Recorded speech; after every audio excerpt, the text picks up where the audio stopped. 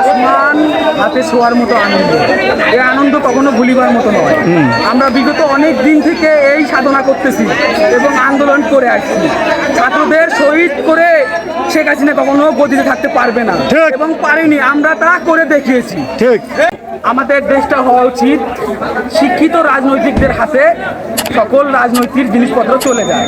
এখানে মূর্খদের কোনো স্থান নাই। একটা আদর্শ মূর্খদের কোনো স্থান নাই। আদর্শ এবং নৈতিক সৎ রাজনীতিবিদ দরকার আমাদের।